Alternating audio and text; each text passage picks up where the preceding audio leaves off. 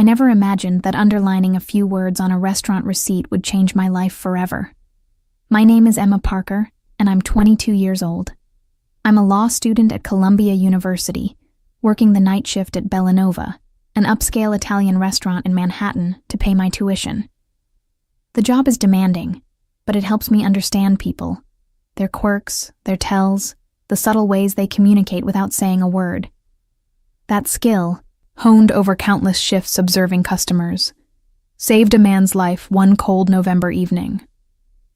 It also painted a target on my back that I'm still trying to outrun. The night started like any other Thursday. The restaurant hummed with the usual energy, clinking glasses, murmured conversations, the soft jazz playing overhead. I moved between tables with practiced efficiency, balancing plates and remembering orders without writing them down. Table 12 had just been seated. A man in an impeccably tailored charcoal suit, mid-30s, with dark hair touched with silver at the temples. He had the kind of presence that made other diners glance his way. Not aggressive, but commanding. His eyes, a piercing gray, scanned the room with the awareness of someone who always knew where the exits were. "Good evening," I said, approaching with my usual smile. "Can I start you off with something to drink?" "Macallan." "Neat," he replied, his voice smooth and controlled.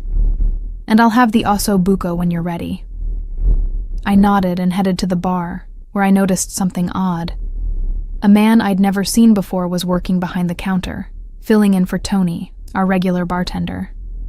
He was younger, maybe late 20s, with a nervous energy that didn't match the relaxed atmosphere Tony usually maintained.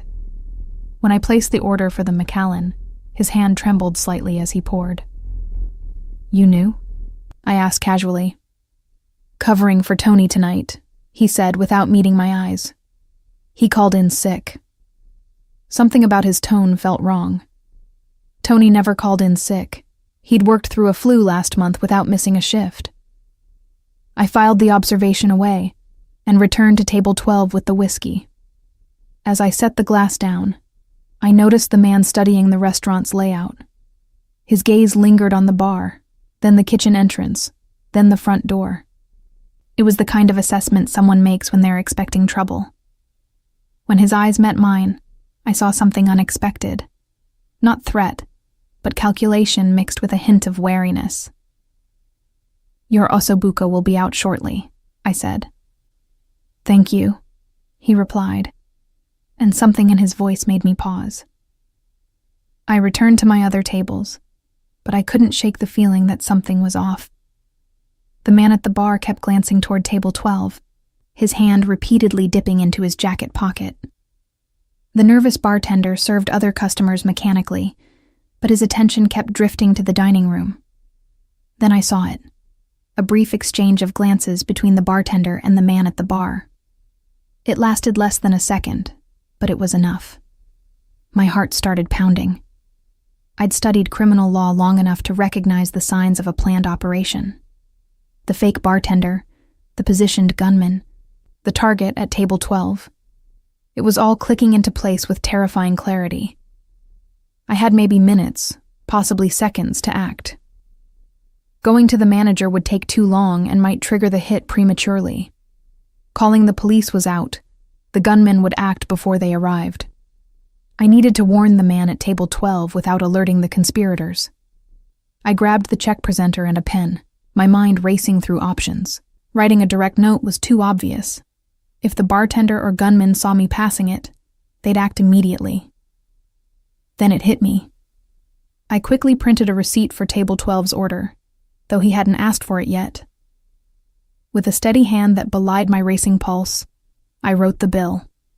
1 Macallan 18. 1 ossobuco gunman at bar. Setup failed. Exit now. I carefully underlined those specific words. Gunman, bar, setup, failed, exit, now, making them stand out just enough that someone looking closely would notice, but not so obviously that a casual glance would reveal the message. My hand shook as I completed the last word. If I was wrong, I'd look paranoid and probably lose my job. If I was right and he didn't understand, he'd die. If the conspirators noticed what I was doing, I might die with him. I approached table 12 with the check presenter, my professional smile firmly in place, despite the adrenaline surging through my veins. The man at the bar had his hand inside his jacket now, fingers clearly wrapped around something concealed. I had seconds. "Sir, I'm so sorry, but there's been an issue with our kitchen," I said smoothly, placing the receipt in front of him. "I need to verify your order before it's prepared.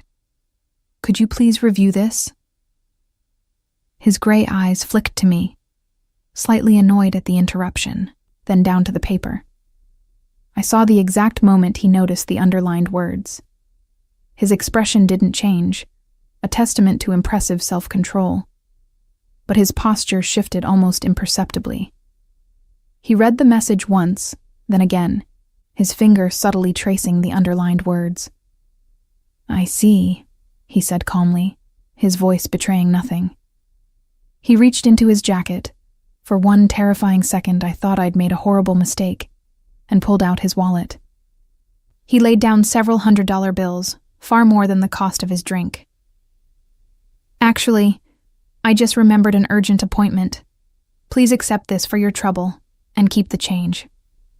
He stood smoothly, buttoning his jacket with practiced ease. The man at the bar tensed, his hand fully inside his jacket now. The fake bartender's eyes widened in panic as his target began moving toward the exit. I had to buy a few more seconds. "Oh, let me get your change, sir," I said loudly, deliberately stepping between the gunman's line of sight and table 12. "No need," the man said, already walking. "You've been extraordinarily perceptive tonight. That's worth far more than the meal I didn't eat." The man at the bar stood abruptly, but table 12's guest was already at the door, moving with purpose but not quite running, fast enough to escape, but not so fast as to cause obvious alarm. I heard the fake bartender swear under his breath. The gunman started to follow, but a large party chose that exact moment to enter, blocking his path. By the time he pushed through them, his target had disappeared into the Manhattan night. For a moment, everything seemed frozen. Then the fake bartender caught my eye, and I saw pure rage there. He knew. He knew I'd warned his target. My blood ran cold as he pulled out his phone and made a quick call, his eyes never leaving my face. The gunman returned, shaking his head, and the two of them had a brief, intense conversation. They both looked at me, and I knew with absolute certainty that I'd just made enemies of very dangerous people. My manager, oblivious to the drama that had just unfolded, approached with concern. "Emma, what happened? Did that customer leave without eating?" "He had an emergency," I managed to say, my voice steadier than I felt. "He left a generous tip, though." I finished my shift in a daze, hyper-aware of every customer, every sound, every shadow. The fake bartender had disappeared during the confusion, and the man at the bar had left shortly after. I kept expecting them to return, to confront me, to finish what they'd started with a different target. When my shift finally ended at 11 p.m., I practically ran to the subway, looking over my shoulder every few steps. I didn't sleep that night. I lay in my cramped studio apartment in Brooklyn, staring at the ceiling, replaying the evening's events over and over. Who was the man I'd saved? Why did someone want him dead? And most importantly, what would happen to me now that I'd interfered? I'd studied criminal law long enough to know that organized crime didn't forgive witnesses, especially not ones who actively disrupted their operations. I'd saved one man's life, but possibly forfeited my own in the process. The next morning, exhausted and jumpy from lack of sleep, I attended my criminal procedure class. Professor Hendricks was discussing witness protection programs, and the irony wasn't lost on me.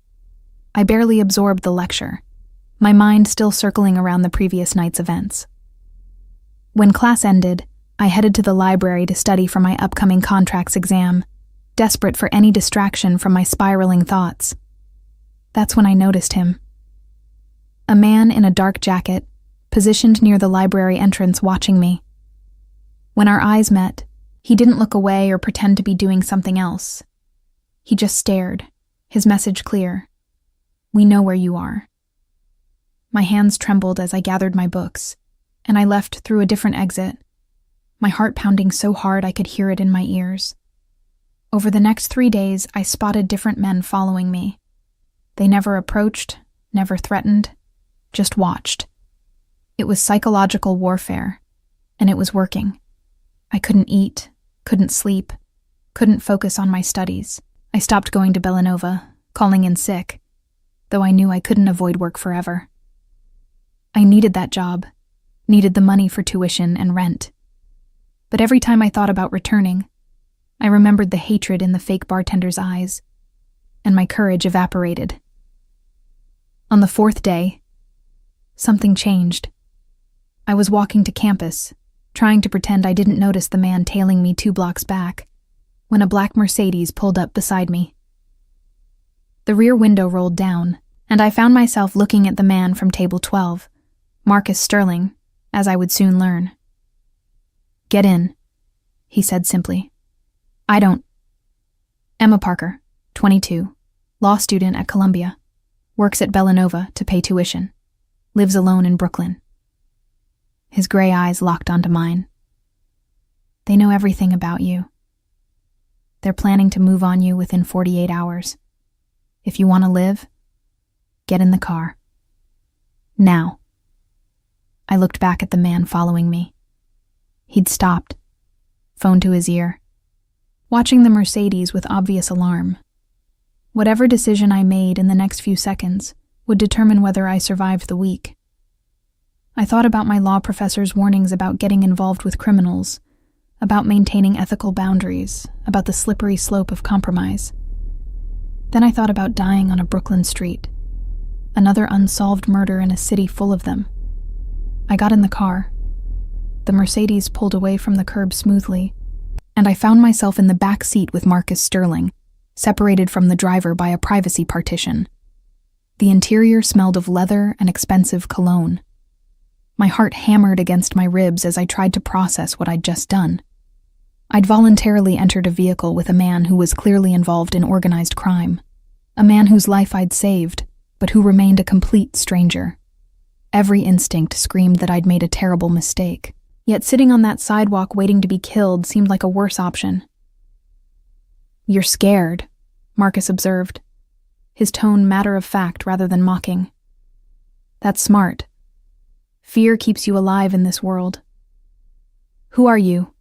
I asked, proud that my voice didn't shake. "And what do you want with me?" "My name is Marcus Sterling. I run several businesses in the city, some legitimate, some less so. That man at the bar was named Victor Romero, a contract killer employed by the Delgado family. They're my primary competitors in certain ventures." He spoke as casually as if discussing the weather.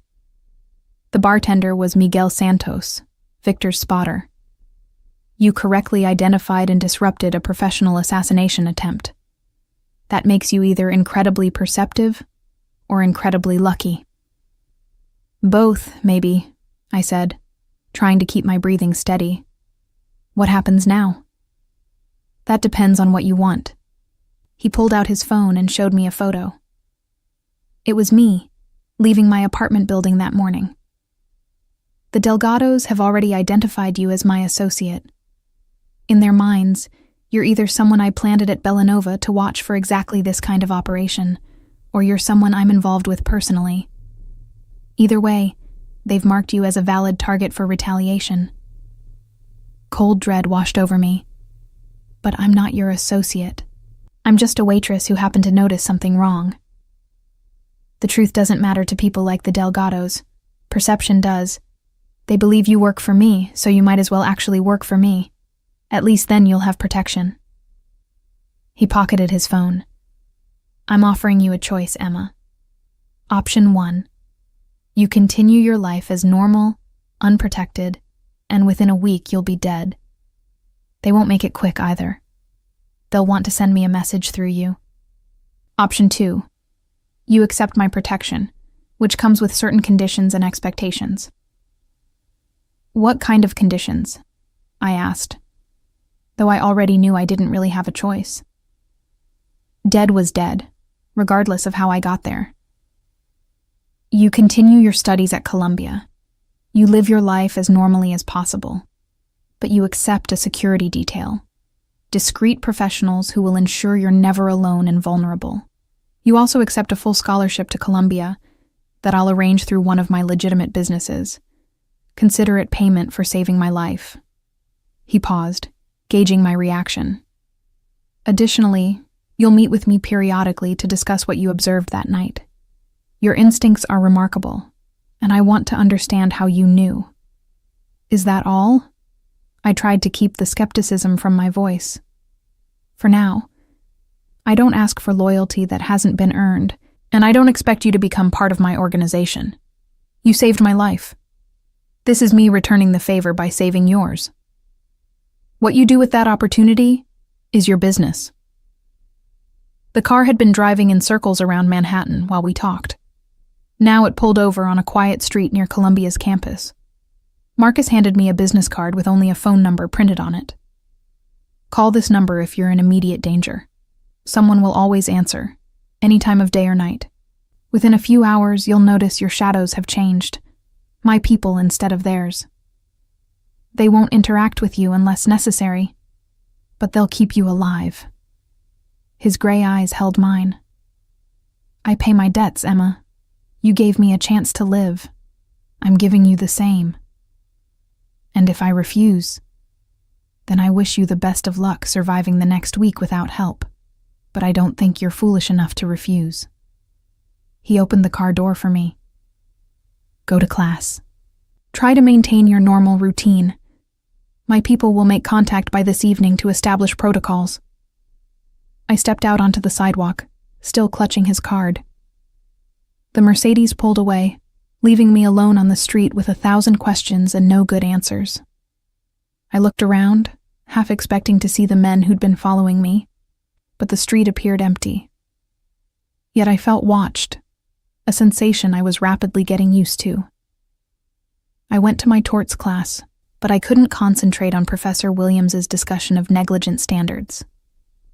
My mind kept replaying the conversation with Marcus Sterling.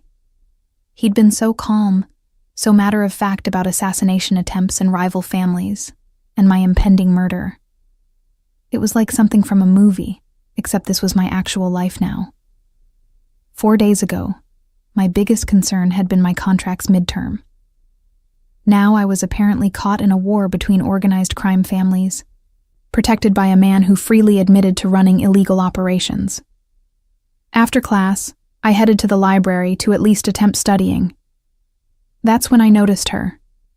A woman in her early 30s, athletic build, dressed in casual clothes that somehow seemed too deliberate. She was reading a magazine near the entrance, but her eyes tracked every person who came and went. When I looked directly at her, she didn't look away. Instead, she gave me a barely perceptible nod. Marcus's people, I realized. This was my new reality. I tried to study, but my mind kept drifting. I thought about the ethical implications of accepting help from someone involved in organized crime. As a law student, I was acutely aware that I was potentially becoming an accessory to various crimes just by accepting his protection. Yet what choice did I have? Report everything to the police and hope they could protect me? The NYPD was notoriously overwhelmed, and witness protection required me to give up everything. My education, my identity, my entire life. Marcus's offer at least let me continue being Emma Parker, law student, even if that Emma now came with a security detail and mob connections. That evening, I returned to my apartment building in Brooklyn. As I approached the entrance, a man I'd never seen before stepped forward. He was in his 40s, solidly built, with the bearing of former military. Ms. Parker, my name is David Chen. I'm the head of your security detail. Mr. Sterling asked me to introduce myself and explain the arrangements. His voice was professional, almost businesslike. You'll have two-person coverage at all times, one close, one at distance. We'll maintain visual contact but won't interfere with your daily activities unless you're threatened. How long does this last? I asked. Until Mr.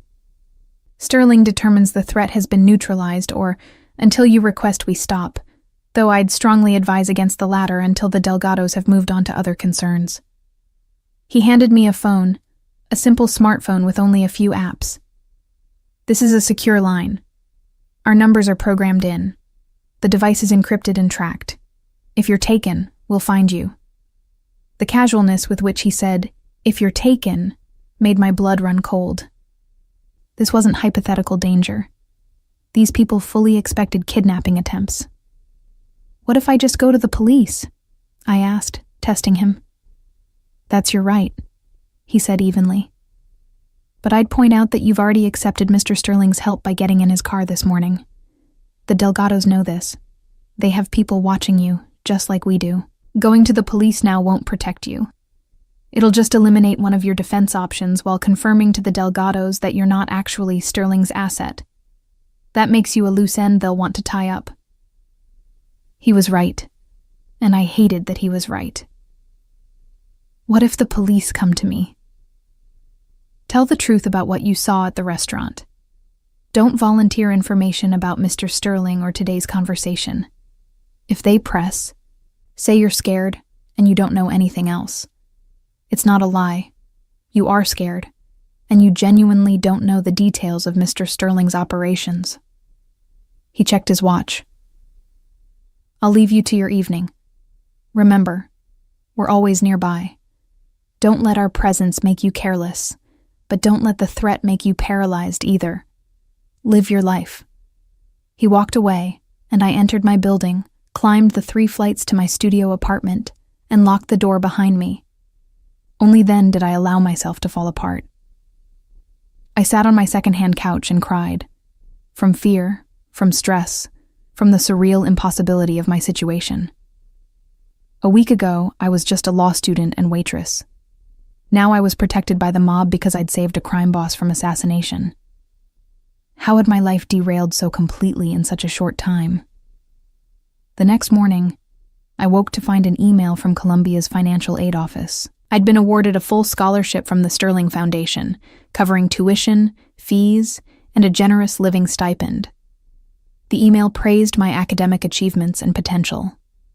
I stared at the message, torn between gratitude and guilt. This was money from illegal activities, laundered through a legitimate foundation, buying my silence and cooperation. Yet it also meant I could quit Bellanova, could focus entirely on my studies, could stop worrying about making rent while juggling classes and work. Was I selling my soul, or was I accepting payment for a service rendered? I decided to attend class and think about it later. In criminal law, we were discussing RICO statutes, laws designed to prosecute organized crime. Professor Martinez explained how the Racketeer Influenced and Corrupt Organizations Act allowed prosecutors to charge entire criminal enterprises rather than just individual crimes. The irony of studying laws meant to destroy organizations like Marcus Sterling's, while being protected by that very organization, wasn't lost on me. The key to RICO, Professor Martinez said, is proving a pattern of racketeering activity. Prosecutors need to demonstrate that the defendant participated in at least 2 predicate acts as part of an ongoing criminal enterprise. A student raised her hand. But what about people who benefit from the organization without directly participating, like family members or associates who know about the crimes but don't commit them? Good question. The law distinguishes between active participants and innocent beneficiaries.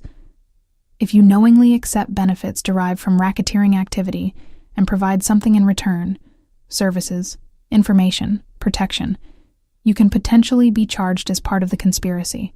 Professor Martinez looked around the room. This is why witness testimony is so crucial in organized crime cases. Insiders who flip can provide the evidence needed to prove enterprise structure and activity patterns. My stomach dropped. I was exactly the kind of person Professor Martinez was describing. Someone knowingly accepting benefits from a criminal organization. If the FBI ever investigated Marcus Sterling seriously, I could be charged as part of his conspiracy. The scholarship, the protection, even my silence about his identity could all be used against me as evidence of participation in his criminal enterprise. After class, I found a quiet corner of the campus and called the number Marcus had given me. He answered on the second ring. "Emma, is something wrong? I need to understand exactly what I've gotten into. I just learned that accepting help from you could make me part of a criminal conspiracy under federal law. I'm a law student, Mr. Sterling. I can't afford to become a felon before I even take the bar exam." "Call me Marcus." His voice was calm, almost amused. "And you're right to be concerned. But consider this. The Delgados have already identified you as my associate.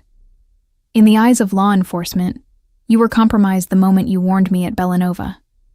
Accepting my protection doesn't change your legal exposure. It only changes your survival odds." "That's not exactly reassuring," I said. "Truth rarely is. Meet me for coffee in an hour. There's a place called Artemis near campus on Amsterdam. Come alone. Your security will maintain distance. We need to have a more detailed conversation about your situation." He hung up before I could protest. I stared at the phone, weighing my options. Every instinct said to cut ties now, while I still could. But David Chen's words echoed in my mind. Going to the police would just confirm to the Delgados that I wasn't really Sterling's asset, making me a loose end to eliminate. I was trapped in a situation with no good exits, only choices between bad and worse. An hour later, I walked into Artemis, a small coffee shop frequented by Columbia students.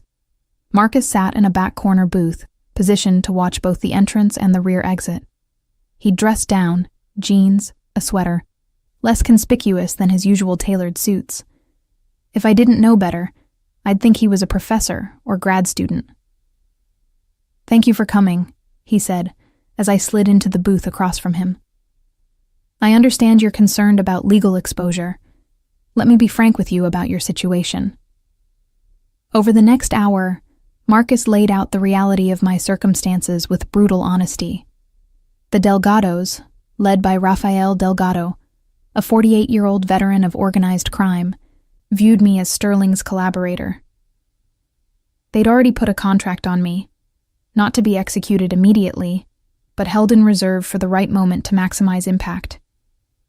His protection wasn't just about keeping me alive. It was about preventing the Delgados from using me as leverage against him. "So I'm bait," I said flatly. "You're a complication they want to resolve, and I want to prevent," he corrected. "The difference matters. If you were just bait, I'd have people watching you but not protecting you, letting them grab you to draw out their operation. Instead, I'm actively preventing them from taking you, which costs me resources and attention. Why? You don't know me. Why invest so much in protecting a random waitress?" Marcus was quiet for a moment, studying me with those penetrating gray eyes. "Because you risked your life to save mine without knowing who I was or what I could offer in return. That kind of instinct, that willingness to do the right thing despite the cost, it's rare, especially in my world." He paused. "Also, I admire intelligence. You saw a threat pattern that professional security teams might have missed. That's valuable. Valuable enough to protect me indefinitely? That doesn't make sense." "Then let me make it make sense." He leaned forward slightly. "The Delgados and I have been at war for 3 years. It's been expensive, bloody, and ultimately pointless. We're too evenly matched for either side to win decisively. We need an exit ramp, a way to de-escalate without losing face. You could be that exit ramp." "I don't understand." "Rafael Delgado is old school. He values honor, tradition, codes of conduct. The fact that I'm protecting someone who saved my life, especially a civilian not involved in our business, that resonates with his worldview. If I can leverage your situation into a negotiation, I might be able to end this war without more bloodshed. But that only works if you're alive, and clearly under my protection." I absorbed this information, trying to reconcile it with everything I knew about criminal psychology from my classes. You're using me as a peace offering. I'm using you as a symbol of shared values. There's a difference. A peace offering would involve giving you to them, which I won't do. A symbol means demonstrating that even in our world, some lines shouldn't be crossed, like killing innocent civilians who act with honor. He took a sip of his coffee. Of course, this is my best-case scenario. Worst case, the Delgados ignore the symbolism and come after you anyway. That's why you have David and his team. And what happens to me if your plan works? If you negotiate peace with the Delgados using me as your symbol of honor? You continue your life. You finish law school. You become whatever kind of lawyer you want to be. The scholarship remains, considerate payment for services rendered. And maybe, occasionally, I call on you for advice. What kind of advice? I asked suspiciously. Legal advice. You're studying the law. I frequently need to navigate it. Having someone who understands both worlds, someone who's smart enough to spot an assassination plot in real time, that's valuable consulting work. Well-paid, ethically ambiguous, occasionally dangerous, but valuable. He met my eyes steadily. I'm not asking you to become my attorney, Emma. I'm suggesting an occasional advisory relationship, compensated appropriately, that helps both of us. It was a seductive offer, made more seductive by how reasonable Marcus made it sound. Occasional legal consulting for a well-paying client who happened to run criminal operations. It was exactly the kind of ethical quagmire that law school warned about. Yet it was also the kind of opportunity that could secure my future, pay off my student loans, establish my career. The devil was offering me everything I needed, and all it would cost was my soul. Or maybe just the illusion of moral purity that law students clung to before the real world complicated everything. I need time to think about this, I said. Of course. But while you think, remember, the Delgados aren't waiting for you to make up your mind. They're planning their move right now. Whatever you decide about our future relationship, you need my protection in the present. Don't confuse those two things. He stood, left money for both our coffees, and walked out. I sat there for another 20 minutes, trying to untangle the moral knots he'd tied around me. By saving his life, I'd crossed a line I didn't know existed. Now I was on the other side, trying to find my way back to normal, while dangerous people made plans that included my death. Marcus Sterling offered survival, education, and opportunity. All it cost was becoming complicit in his world. I left Artemis and walked back toward my apartment, acutely aware of the woman following at a discreet distance. My security, my prison guard, my protector. All of the above, depending on how I chose to frame it. The sun was setting over Brooklyn, painting the sky in shades of orange and red that reminded me of fire. My old life was burning away, whether I wanted it to or not. The only question was what would rise from those ashes. That night, I lay in bed and tried to make a decision. But somewhere between midnight and dawn, I realized the decision had already been made the moment I underlined those words on Marcus Sterling's receipt. I just hadn't understood it yet. The following weeks developed a strange rhythm. I attended my classes at Columbia, studied in the library, lived the life of a typical law student, except for the constant presence of security personnel hovering at the edges of my existence. I learned to recognize them. David Chen, who rotated between shifts, Sarah Martinez, a former police officer who pretended to be a grad student, James Wong, who alternated between being a coffee shop customer and a street vendor depending on the location. They were ghosts, almost invisible, until I learned to look for them. Then I saw them everywhere. The scholarship from the Sterling Foundation had been processed with remarkable efficiency. My financial aid package now covered everything: tuition, books, housing, even a meal plan I rarely used because I was too anxious to eat much. I'd quit Bellanova, citing the need to focus on my studies. My former manager had been understanding, though I caught him exchanging looks with the owner when he thought I wasn't watching. They knew something had happened that night, even if they didn't know exactly what. Marcus and I met periodically, always in different locations, always with his security and mine maintaining perimeters. Our conversations were educational in ways my law professors never intended. He taught me about the real-world application of criminal law, about how organizations structured themselves to avoid RICO prosecution, about the delicate balance between legitimate businesses and illegal operations.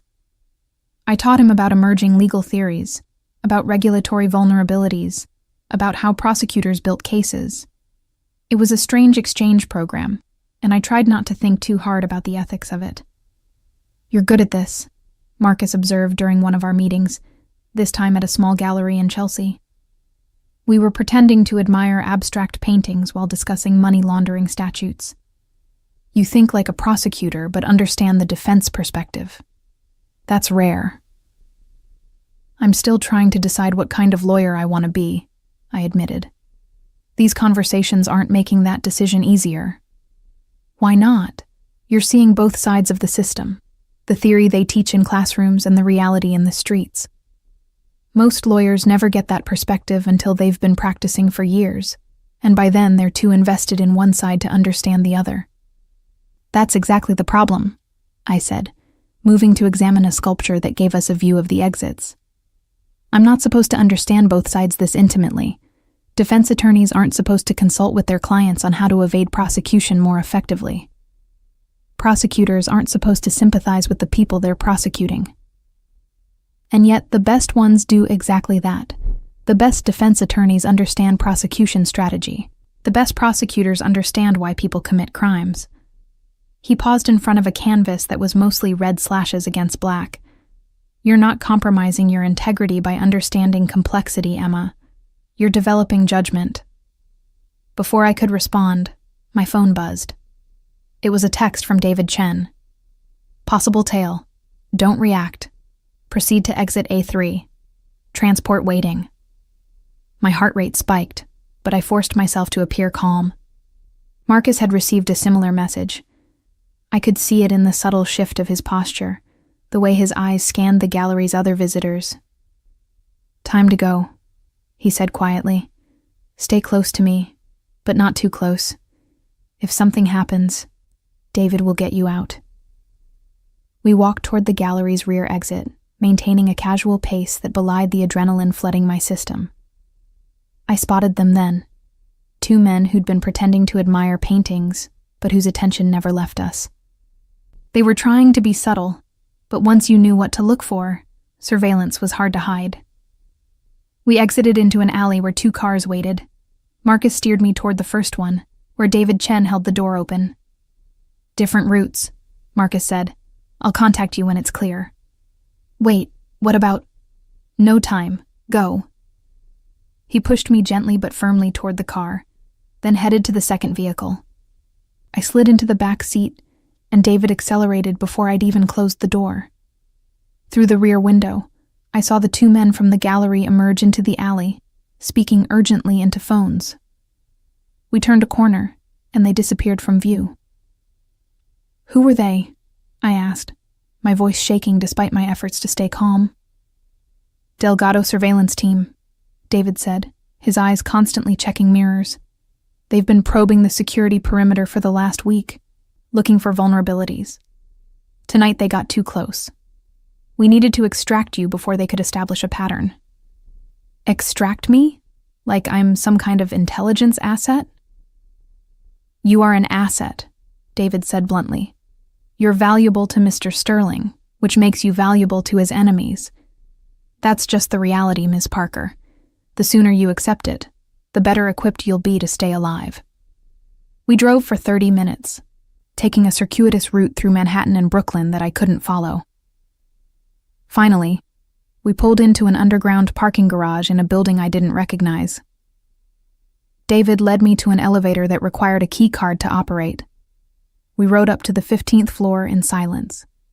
The elevator opened directly into a penthouse apartment that was clearly Marcus's. The space was elegant, but not ostentatious. Hardwood floors, minimal furniture, floor-to-ceiling windows overlooking the East River. David guided me to a living area and gestured to a couch. "Mr. Sterling will join you shortly." He took a different route to ensure he wasn't followed. "Can I get you something to drink? Water? Coffee?" "Water, please," I managed. He brought me a glass and then positioned himself near the windows, watching the street below with professional intensity. I sipped the water and tried to calm my racing thoughts. This was escalating faster than I'd anticipated. The Delgados weren't just watching anymore. They were actively tracking my movements, looking for opportunities. The theoretical danger had become concrete and immediate. 15 minutes later, Marcus arrived through a different entrance, accompanied by 2 of his security personnel. He dismissed them with a gesture and joined me in the living area, pouring himself a whiskey from a cabinet. "I apologize for the drama," he said, settling into a chair across from me. "But we needed to break their surveillance pattern before they mapped your entire routine." "They were that close?" "Close enough. Rafael Delgado has a tactical team that specializes in abduction operations. If they'd established your full pattern, where you live, where you study, your daily routes, they could have planned a grab within 48 hours. He took a sip of his drink. "Fortunately, David's team spotted them early enough to disrupt their reconnaissance." "How long can this go on?" I asked, hearing the exhaustion in my own voice. "Living like this, always looking over my shoulder, never knowing if today's the day someone decides to kill me to send you a message? Until we negotiate a solution or eliminate the threat." He set down his glass. "I told you before that I hope to use your situation as a basis for negotiation. I've made overtures to Rafael through intermediaries, proposing a meeting to discuss terms for de-escalation. So far, he's refused." "Because he thinks killing me will hurt you more than negotiation?" "Partly. Also because accepting my protection of you would require him to acknowledge that some targets are off limits, which sets a precedent he's reluctant to establish. Once you start making rules about who can and can't be targeted, you create constraints on your operational flexibility." Marcus leaned forward slightly. "But there's another factor. Rafael has a daughter, Isabella, who's 24. She's not involved in his business. She's an artist, lives in Soho, deliberately separated from his world. If Rafael acknowledges that civilians under protection are off limits, he implicitly extends that protection to her, which means I could use her as leverage if our war escalates further. So he'd rather kill me than establish a precedent that might protect his own daughter. That's insane. It's strategy, cold, ruthless, but rational within the framework of our world." He paused. "However, there might be another approach. What do you know about federal witness protection?" I blinked at the sudden shift in topic. "It's a program run by the U.S. Marshals Service. They relocate witnesses to serious crimes, give them new identities, help them rebuild their lives in exchange for testimony. Would you consider it? If I could arrange for the FBI to approach you with an offer, immunity in exchange for testimony about what you witnessed at Bellanova, you'd be taken out of play. The Delgados couldn't touch you without bringing federal heat they can't afford. But I'd have to testify against you," I said slowly, understanding dawning. "I'd have to tell them everything I know about your operations, which is almost nothing. You know I exist. You know I have security personnel. You know I conduct business, all of which is public record or easily assumed. You don't know the details of my operations, my associates, my financial structures. Your testimony would be dramatic, but ultimately not very damaging to me. Yet it would give the FBI a connection to my organization that satisfies their institutional needs without actually compromising my security." I stared at him, trying to process the implications. "You're suggesting I become a federal witness against you, knowing that my testimony won't actually hurt you, just to get me into protective custody?" "I'm suggesting that witness protection might be your best exit from this situation. You'd have to give up being Emma Parker, new name, new location, new life. But you'd be alive and free from the Delgados. You could finish law school somewhere else, start fresh. Except I'd be living a lie for the rest of my life. I couldn't contact my friends, couldn't use my real name, couldn't build a career under my own identity. I shook my head. That's not freedom, Marcus. That's a different kind of prison.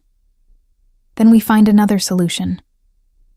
He stood and walked to the windows, looking out at the city lights. There's a third option we haven't discussed.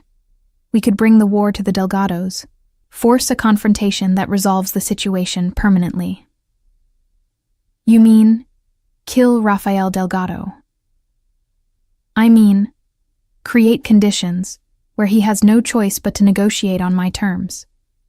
That might involve eliminating his operational capacity, targeting his revenue streams, applying pressure through law enforcement channels I have access to. He turned back to me. But I won't lie to you. It would be violent, expensive, and risky.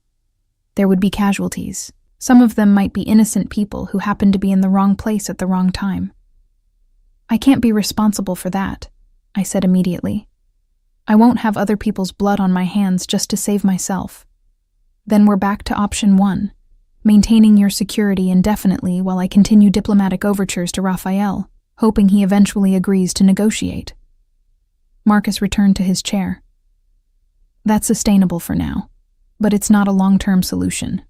Eventually, someone will make a mistake, or Rafael will find a vulnerability, or you'll make a decision that exposes you to risk we can't mitigate.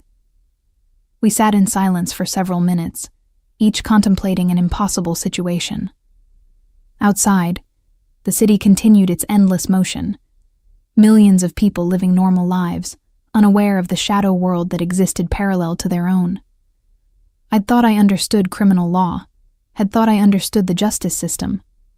But the classroom version was so sanitized compared to this reality. Here, in Marcus Sterling's penthouse, discussing my survival options like we were choosing insurance plans, I understood for the first time how inadequate my education had been. There might be a fourth option, I said slowly, an idea forming. What if we make me more valuable alive than dead? What if I become a documented neutral party, someone both sides have an interest in protecting? Marcus raised an eyebrow. Explain. I'm studying mediation and alternative dispute resolution this semester. One of the key principles is establishing neutral arbitrators, people who have no stake in the conflict, but who both parties trust to be fair. What if I position myself as a potential mediator between you and the Delgados? Not now, but in the future. Someone who understands both sides, who's demonstrated good judgment, who has a vested interest in de-escalation because I'm caught in the middle. That's ambitious, Marcus said, though I could see he was considering it seriously. It would require Rafael to acknowledge you as legitimate, which means accepting that you're not simply my asset. It would also require you to genuinely be neutral, which becomes difficult when I'm the one protecting you. But I am neutral, I insisted. I don't want either of you to win. I want both of you to stop fighting. That's genuine neutrality. And if Rafael believes that I could serve as a bridge to negotiation in the future, he has an incentive to keep me alive and functioning in that role. It's an interesting approach, Marcus admitted. It would require careful positioning, probably some public demonstration of your neutrality. And it would only work if Rafael believes you have something valuable to offer as a mediator. I do. I understand law, negotiation, conflict resolution. I'm outside your world, which means I don't have the same biases and assumptions that someone inside would have. And I'm young enough that I could serve in this capacity for years, which means I'm a long-term asset worth preserving. Marcus studied me for a long moment. You're remarkable. You know that? Most people in your situation would be paralyzed with fear or demanding I solve everything for them. Instead, you're strategizing your own survival and proposing creative solutions. I'm a law student, I said with a shaky smile. We're trained to think our way out of problems, even when the problems involve people who kill for a living. All right, Marcus said decisively. We'll explore your mediator approach. But it needs to be done carefully, through proper channels, with documentation that establishes your independent status. That means you'll need an attorney, not one of mine, someone genuinely independent who can represent your interests and establish your bona fides. I know someone, I said, thinking of Professor Hendricks, who taught my criminal procedure class. She'd been a public defender for 20 years before joining Columbia's faculty.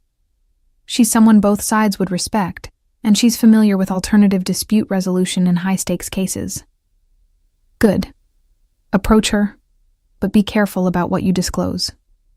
You need to give her enough information to understand the situation without compromising my operational security. He checked his watch. It's late. David will take you back to your apartment. We'll reconvene in a few days after you've had a chance to consult with your professor. As I stood to leave, Marcus touched my arm gently. Emma, I want you to understand something. This plan of yours, positioning yourself as a neutral mediator, it's intelligent, and it might work. But it also makes you even more valuable to both sides, which means both sides will have stronger incentives to control you. You're proposing to make yourself indispensable, which is a double-edged sword. I know, I said quietly. But being disposable hasn't been working out very well for my life expectancy. At least if I'm valuable, people have reasons to keep me alive beyond your sense of honor. Fair point. He walked me to the elevator where David waited. Be safe, Emma. And remember, if anything feels wrong, call immediately. Don't try to handle it yourself. The elevator descended, carrying me back down to street level, back to my protected but precarious existence. David drove me home through the late-night streets of Brooklyn, and I watched the city pass by through bulletproof windows. Somewhere out there, Rafael Delgado and his people were planning their next move. Somewhere out there, federal agents were investigating organized crime networks, probably with files on both Marcus Sterling and Rafael Delgado. And here I was, Emma Parker, law student, caught in the middle and trying to turn my liability into an asset. I fell asleep that night thinking about Professor Hendricks and how I would explain my situation without explaining everything. I needed her help, but I also needed to protect her from knowing too much. It was a delicate balance, and I wasn't sure I could pull it off. But I had to try. Because the alternative, living in hiding, or dying in the crossfire, or disappearing into witness protection, none of those were acceptable. I would find a way to survive this situation on my own terms, using the only weapons I had: my intelligence, my training, and my desperate belief that the law could still offer solutions even in the lawless spaces between right and wrong. The next morning, I waited outside Professor Hendricks's office during her posted office hours, rehearsing my carefully prepared explanation. Suzanne Hendricks was in her 50s, with steel gray hair cut in a practical bob and sharp eyes that missed nothing. She'd spent 2 decades defending clients no one else would take, navigating the worst parts of the criminal justice system with skill and compassion. If anyone could help me establish legitimacy as a neutral party in a gang war, it was her. But I had to convince her without revealing so much that I put her in danger, or compromised Marcus's security. Ms. Parker, she said, opening her door and gesturing me inside. This is a surprise. You're not scheduled for office hours today, are you? No, Professor. I'm sorry for the intrusion, but I need some legal advice. Personal legal advice, not related to class. Her expression shifted from friendly to professional in an instant.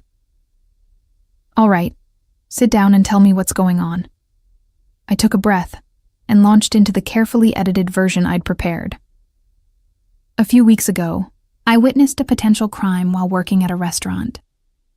I intervened in a way that prevented someone from being harmed.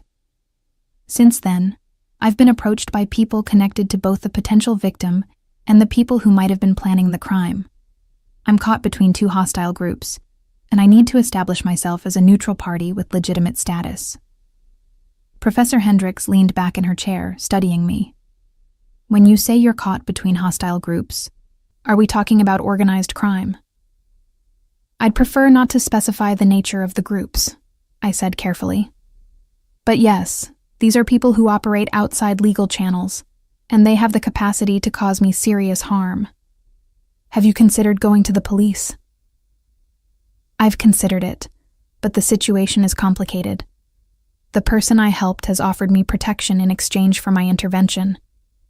If I go to the police now, I lose that protection and become a target without any defense. Also, I don't have specific information about criminal activities. I witnessed a potential threat, not an actual crime. And you want to position yourself as a mediator between these groups? She tapped her fingers on her desk, thinking, that's an unusual approach. Most people in your situation would be trying to get as far away as possible. I can't get far enough away fast enough, I said honestly. They know who I am, where I live, where I go to school. Running isn't an option. Witness protection would require giving up my identity and education. So I need to make myself valuable enough that both sides have reasons to keep me alive and independent. Professor Hendricks was quiet for a long moment. Emma, what you're describing is extremely dangerous. Mediators in gang conflicts have to be carefully established with the approval of all parties. You can't just declare yourself neutral and expect people who make their living through violence to respect that status. I know. That's why I need your help. I need someone with credentials and reputation to vouch for me, to help establish my legitimacy as a potential neutral party, someone both sides would respect. You're asking me to involve myself in an active gang conflict? I'm asking you to help me establish a legal framework for mediation in a dispute resolution context. You've done alternative dispute resolution work before. This would be similar, just with higher stakes. I met her eyes steadily. Professor, I'm not asking you to put yourself at risk. I'm asking for advice, and possibly a letter of introduction that establishes my bona fides as someone trained in mediation and conflict resolution. The actual interaction with the parties would be my responsibility. She stood and walked to her window, looking out at the Columbia campus. If I help you with this, I need full honesty from you. I need to know exactly what you witnessed, who you're dealing with, and what the actual risks are. I can't provide ethical representation without complete information. If I give you complete information, I make you a potential target, I said. These people don't hesitate to eliminate threats, and knowledge makes you a threat. I'm trying to protect you by keeping you at arm's length. That's not your decision to make. I'm an attorney with 20 years of experience dealing with dangerous people. I know the risks and I can take appropriate precautions, but I won't help you without understanding the full situation. She turned back to face me. So, you have a choice, Emma. Either you trust me with the complete story, or you find another approach to your problem. I weighed the options quickly. Professor Hendricks was right. I couldn't expect her to help me without full disclosure. And if she was willing to take on the risk, who was I to make that decision for her? All right, I said. The person I helped is Marcus Sterling. I don't know all his operations, but I know he runs significant criminal enterprises in Manhattan. The people who want me dead are the Delgado family, led by Rafael Delgado. They believe I'm Sterling's asset because I warned him about an assassination attempt in the restaurant where I worked. Professor Hendricks' eyebrows rose. Marcus Sterling. The Marcus Sterling. The one the FBI has been investigating for organized crime for the past 5 years? Yes. And you intervened in an assassination attempt against him? I spotted the setup and warned him. I didn't know who he was at the time. I just saw something wrong and acted on instinct. She sat back down, processing this information. Emma, do you understand the level of danger you're in? These aren't street gangs fighting over corners. Sterling and Delgado are sophisticated criminal organizations with resources, political connections, and no qualms about eliminating threats. I understand. That's why I need help establishing neutral status. It's the only path I can see that doesn't end with me dead or in hiding for the rest of my life. Professor Hendricks picked up her phone and made a call. Tom, it's Suzanne Hendricks. I need a consultation on a high-stakes dispute resolution matter. Can you come by my office? Yes, today. It's urgent. She hung up and looked at me. Tom Hayes is a retired FBI agent who now works as a security consultant. He specializes in mediating gang conflicts and establishing neutral parties in criminal disputes. If anyone can help you navigate this situation, it's him. An FBI agent? My stomach dropped. Professor, I can't talk to federal law enforcement. That violates the protection arrangement I have with Sterling. Tom is retired. He doesn't report to the Bureau anymore, and his consulting work is protected by attorney-client privilege through me. He's not going to arrest anyone or initiate an investigation. He's going to help us figure out if your mediation approach is viable, and if so, how to implement it. She leaned forward. Emma, you need professional help with this. I can provide the legal framework, but Tom has the practical experience with the specific players involved. Sterling and Delgado both know him and respect him. He's one of the few people who could actually make your neutral status credible. I didn't like it, but she was right. I'd need more than legal theory to navigate this situation. I'd need someone who understood the practical realities of criminal mediation. All right, but Sterling needs to know I'm consulting with a former FBI agent. I don't want him thinking I've betrayed his trust. Fair enough. Call him now, before Tom arrives.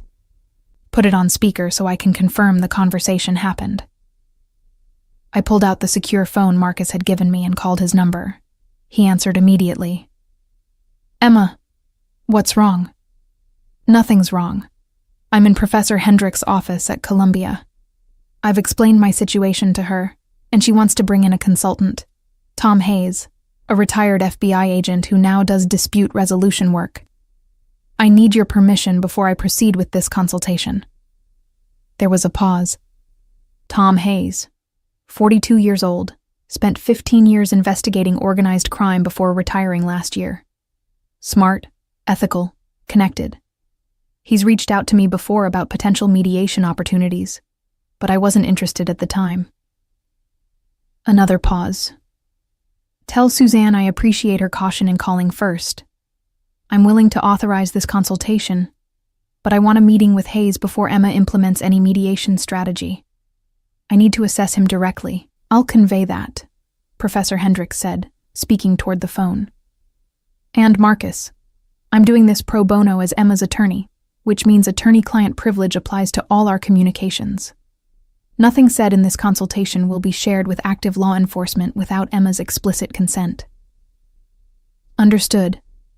Emma, be careful. And Suzanne, thank you for helping her. She deserves better than being caught in our war. He hung up, and I pocketed the phone.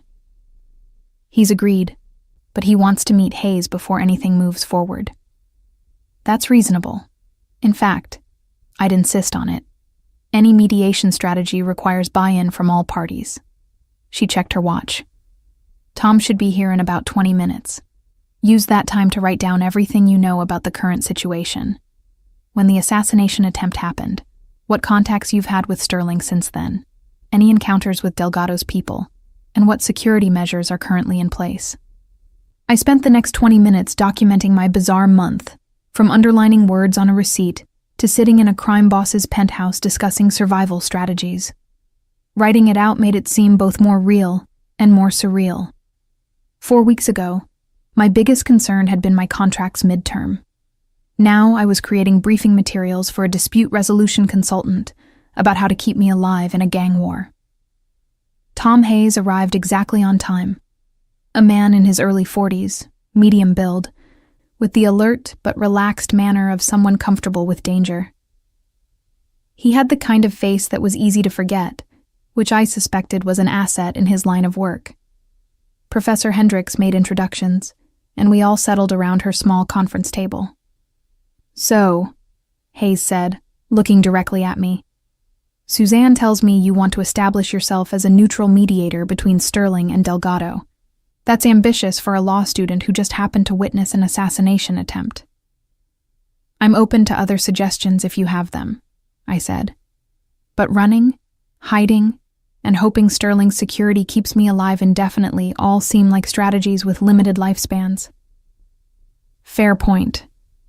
He pulled out a tablet and stylus. Let's start with what you know about the current state of the Sterling-Delgado conflict. How long has it been active?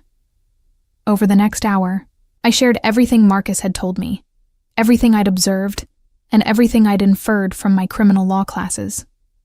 Hayes asked sharp questions, took detailed notes, and occasionally exchanged looks with Professor Hendricks that suggested they were having a silent conversation I wasn't privy to. All right, Hayes said finally. Here's my assessment. Your mediation strategy is viable, but it requires several components to work. First, you need documented training in conflict resolution and mediation, actual coursework and certification, not just theoretical knowledge. Second, you need a public-facing identity as a mediator that's separate from your current student identity. This establishes you as a professional in the field rather than just Sterling's protected asset. Third, you need Rafael Delgado to agree to recognize your neutral status, which is the hardest part. How do we get Rafael to agree? I asked. We don't ask him directly. That makes it look like Sterling's initiative, which Rafael will reject. Instead, we have a neutral third party, me, reach out to Rafael to inform him that a potential mediator has emerged from the Sterling conflict and is interested in establishing credentials for future dispute resolution work. I mention you in passing, not as Sterling's person, but as an independent actor who happened to intervene in their conflict and now sees opportunity in the mediation space. That's a fine distinction, Professor Hendricks observed. It's a crucial distinction, Hayes corrected. Rafael needs to believe Emma is pursuing her own interests, not Sterling's agenda. If she's positioning herself as a professional mediator who wants experience with high-stakes conflicts, that's something Rafael can understand and potentially support. It also gives him a way to de-escalate without appearing weak. He's not backing down from Sterling. He's recognizing the value of having a neutral mediator available for future disputes. What about the FBI? I asked. Won't they investigate me once I start publicly positioning myself as a mediator in criminal disputes? They'll definitely take an interest, Hayes admitted. But here's the thing. The FBI actually supports neutral mediators in gang conflicts. It reduces violence, prevents civilian casualties, and sometimes leads to information sharing that helps with investigations. As long as you're genuinely neutral and not actively participating in criminal activities, the Bureau will likely leave you alone and might even provide informal support. So I'd be walking a line between criminal organizations and federal law enforcement, trying to maintain independence from both? Exactly. It's not a comfortable position, but it's sustainable if you're smart about it. And it's infinitely better than your current situation, where you're just a target waiting for someone to take a shot. We talked for another hour, developing a concrete plan. Professor Hendricks would arrange for me to take an intensive mediation certification course over winter break. Hayes would make initial contact with Rafael Delgado's representatives to float the idea of a neutral mediator emerging from recent events. I would start establishing a public profile as a student interested in alternative dispute resolution in high-stakes conflicts, publishing articles, attending conferences, making myself visible in that professional space. This will take 3 to 6 months to fully establish. Hayes warned, during that time, you'll still need Sterling's protection, because Rafael won't recognize your neutrality until you've proven yourself credible. Can Sterling maintain your security for that long? I think so, I said. He seems committed to keeping me alive, both for honor reasons and because he thinks I'm valuable. Good, because the moment Rafael smells weakness or perceives that Sterling is withdrawing protection, he'll move against you to test your supposed neutral status.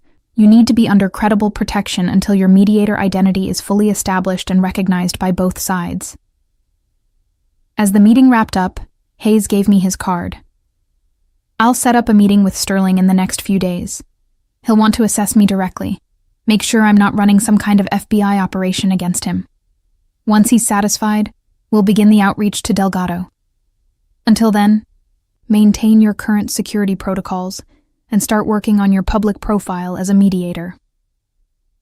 I left Professor Hendricks' office with a plan, a timeline, and a fragile sense of hope. It wasn't a perfect solution. It required months of careful positioning, multiple parties cooperating against their instincts, and me developing professional credentials while dodging assassination attempts. But it was something concrete, a path forward that didn't require me to abandon my identity or live in permanent hiding. That evening, I sat in my apartment and started researching mediation certification programs. The Columbia program offered an intensive 3-week course over winter break that would provide basic certification. I could supplement that with online courses in gang mediation, conflict resolution in criminal contexts, and alternative dispute resolution in high-stakes negotiations. By spring semester, I'd have enough credentials to begin establishing my professional identity. My phone buzzed. A text from Marcus. Hayes contacted me.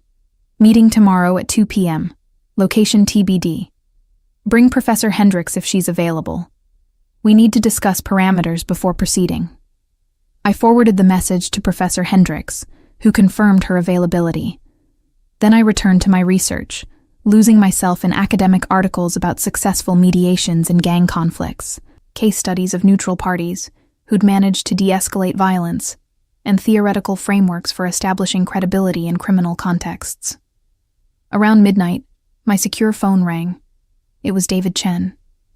Ms. Parker, we've detected increased surveillance around your building. Delgado's people are probing the perimeter again. I'm sending additional security to your floor. They'll maintain position in the hallway outside your apartment until morning. Don't be alarmed if you hear movement. Understood, I said, trying to keep my voice steady. Should I be worried? Just cautious. They're testing our response patterns, seeing how quickly we react and how many personnel we deploy. It's intelligence gathering, not an immediate threat. But stay inside tonight, and tomorrow stick to public spaces with high foot traffic. After he hung up, I lay in bed listening to the sounds of the city. Sirens in the distance, traffic on the street below, the occasional footstep in the hallway that might be my security or might be Delgado's surveillance team. I thought about the conversation in Professor Hendricks' office, about the plan to transform myself from victim to professional mediator, from target to neutral party. It was audacious, possibly naive, and definitely dangerous. But it was mine. I wasn't waiting for Marcus Sterling to save me, or for Rafael Delgado to lose interest. I was creating my own path to survival using the only tools I had. My intelligence, my legal training, and my desperate belief that even in the darkest corners of the criminal underworld, there was still room for negotiation and compromise. I just had to survive long enough to prove it. The meeting with Marcus Sterling and Tom Hayes took place in a private room at an exclusive club in Midtown, the kind of place where discretion was valued above everything and security cameras mysteriously malfunctioned when certain members requested privacy. Professor Hendricks and I arrived first, escorted by David Chen, who positioned himself outside the door. The room was elegantly appointed with leather chairs, dark wood paneling, and abstract art that probably cost more than my entire undergraduate education. Marcus arrived 10 minutes later, accompanied by 2 security personnel who took up positions flanking the entrance. He dressed formally for the meeting, a navy suit that emphasized his commanding presence. Tom Hayes arrived last, carrying only a leather portfolio and the calm confidence of someone who'd negotiated with dangerous people for years. "Tom," Marcus said, shaking his hand. "It's been a while. I heard you retired from the bureau. 18 months ago. I found I was more effective outside the institutional constraints." Hayes took a seat, and we all settled around the conference table. "Thank you for agreeing to this meeting. Emma's situation is delicate, and I wanted to ensure we're all working from the same understanding before proceeding. Let's start with your assessment," Marcus said. "Is her mediation strategy viable?" "Yes, with caveats. She needs proper training, established credentials, and most importantly, Rafael Delgado needs to perceive her as genuinely independent. That last part is the challenge. Raphael knows you're protecting her, which creates an assumption of loyalty. That assumption exists whether I protect her or not, Marcus observed. The moment she warned me at Bellanova, Raphael concluded she was mine. Withdrawing protection won't change his perception. It'll just make her easier to kill. Agreed. So we need to reframe the narrative. Instead of Emma being your protected asset, she becomes an emerging professional mediator who gained expertise through involuntary exposure to your conflict. She's not working for you. She's building a career in high-stakes dispute resolution, and your conflict happens to be her case study. Professor Hendricks leaned forward. That reframing requires Emma to establish independent credibility quickly. I can provide formal legal representation to document her independence. Tom can provide introductions to the conflict resolution community. But Emma needs to do the actual work. Get certified, publish papers, attend conferences. She needs to become a real mediator, not just play one. I can do that, I said. I'm already planning to take the intensive certification course over winter break. I can write papers about neutral party establishment in criminal contexts. There's very little academic literature on it, so I'd be contributing to the field while building my credentials. Marcus studied me for a long moment. You understand that this path makes you more visible, not less? Right now you're a protected secret. Once you start publishing papers and attending conferences as a gang mediator, you become a public figure. That creates different kinds of risks. I understand. But being a protected secret hasn't been working out very well for my peace of mind. At least if I'm a known mediator, I have a professional identity that's separate from being your liability. She's right, Hayes interjected. The paradox of witness protection is that hiding makes you vulnerable. You're dependent on secrecy and security that can fail. Visibility, when properly managed, creates its own protection. Once Emma is known as a mediator, killing her becomes counterproductive. It eliminates a potential resource that multiple parties might want to use in the future. Raphael still might kill her just to spite me, Marcus said. He might. But that's where my outreach becomes important. I need to approach Raphael not as your representative, but as a neutral party informing him that a mediator with potential value has emerged from your conflict. I mention Emma factually. She's a Columbia law student who intervened to prevent an assassination. She's now pursuing mediation as a career focus, and she's seeking to establish credentials in high-stakes criminal conflicts. No suggestion that you're behind this. No indication she's trying to mediate your specific dispute unless Raphael brings it up. And if he tries to kill her during this delicate positioning phase? Professor Hendricks asked. That's why Sterling's protection continues until Emma's professional identity is established and recognized, Hayes said. We're looking at 3 to 6 months of vulnerability while she builds credibility. During that time, she needs robust security and careful management of her public profile. Marcus pulled out his phone and showed us a photograph. This is Isabella Delgado, Raphael's daughter. 24 years old, artist, lives in Soho, deliberately separated from her father's business. Raphael's whole motivation for refusing my negotiation overtures is his unwillingness to establish precedents that might protect her by limiting targets. But here's the interesting thing. Isabella recently gave an interview to an art magazine, where she mentioned wanting to build bridges between communities divided by violence. She didn't mention her father specifically, but the subtext was clear. You think she might be an ally in establishing Emma's neutral status? I asked. I think she might be sympathetic to the concept of mediation in her father's world. She's experienced the cost of violence. She lost a brother in a gang shooting 5 years ago. If we could convince Isabella that mediators serve a valuable function in preventing that kind of loss, she might influence Raphael's perception. That's manipulative, Professor Hendricks said carefully, using his daughter to pressure him.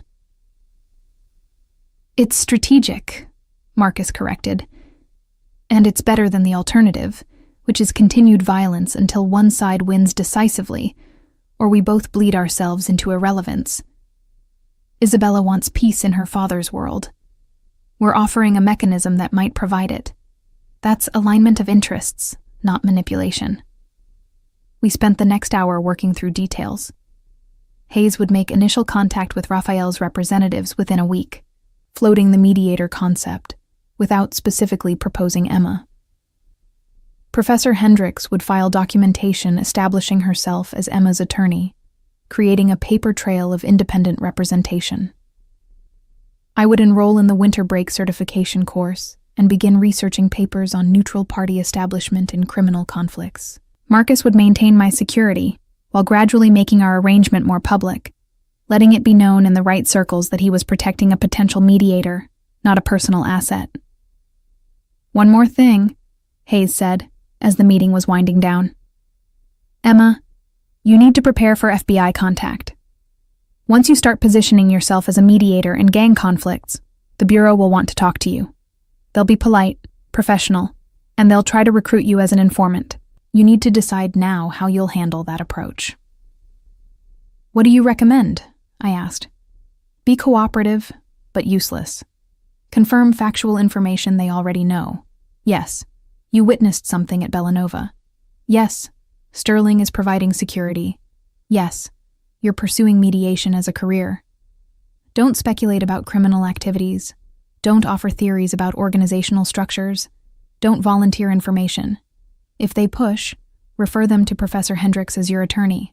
They'll categorize you as a neutral party who's not useful for prosecution, and they'll mostly leave you alone. Mostly? I caught the qualifier.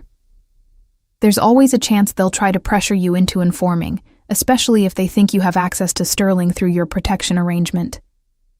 That's when having Suzanne as your attorney becomes crucial. She can shut down improper approaches and document any harassment. As we prepared to leave, Marcus pulled me aside.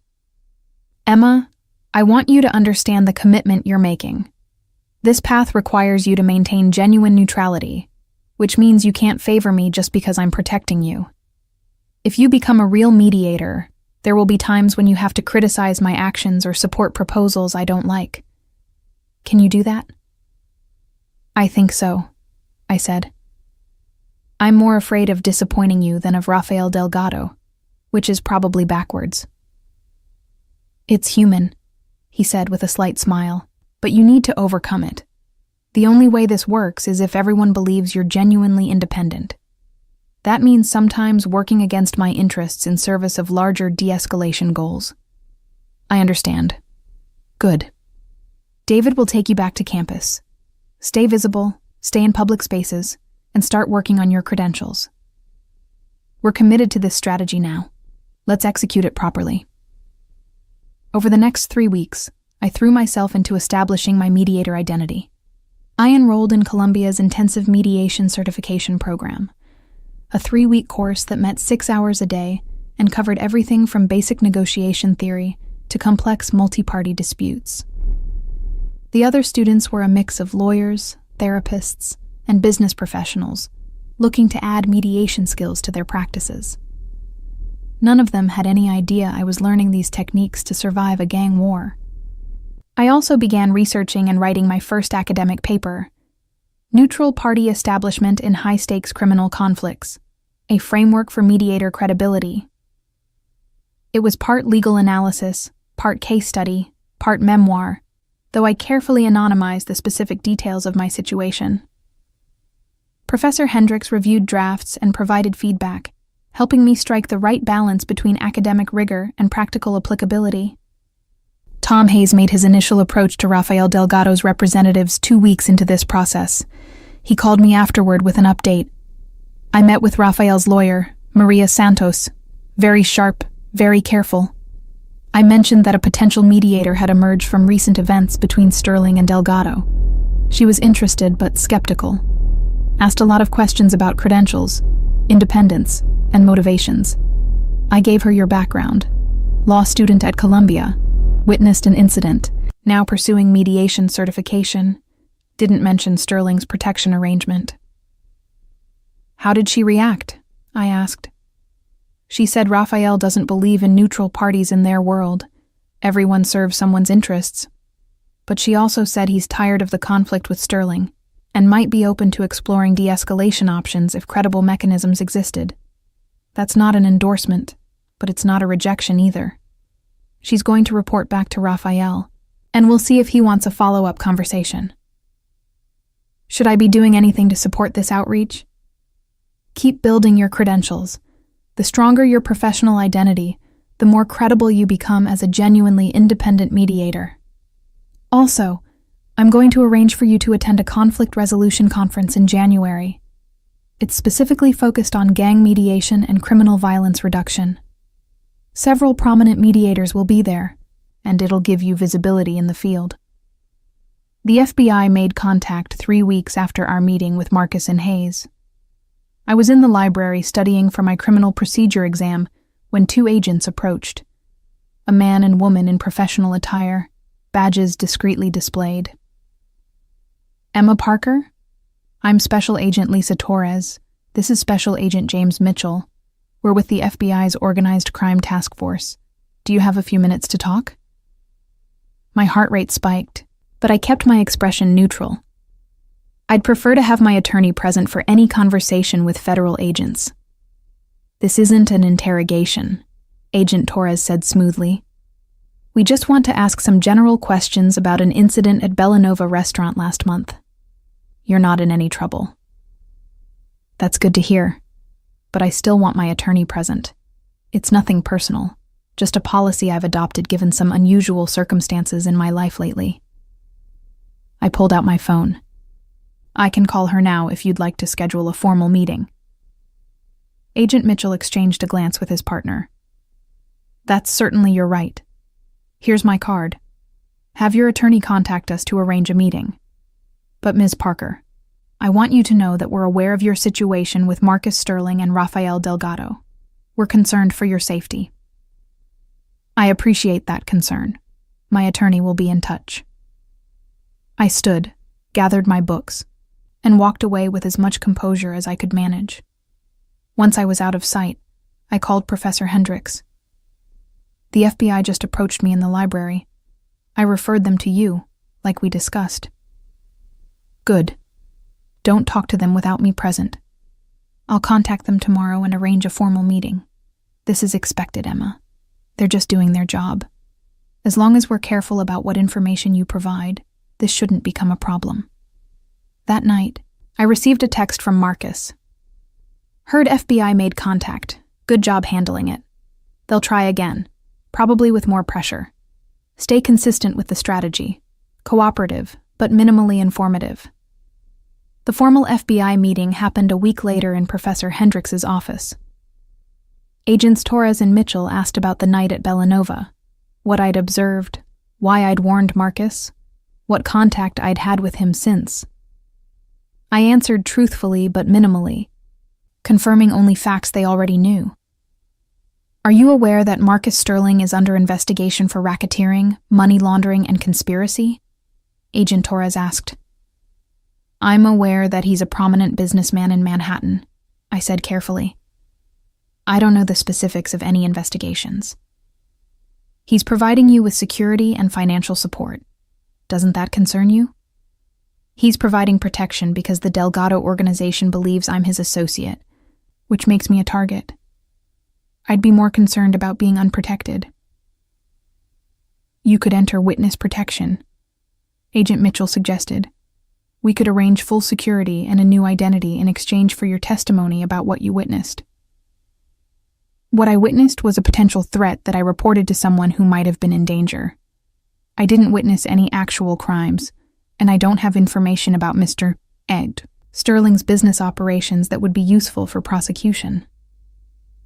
I looked at Professor Hendricks, who nodded slightly.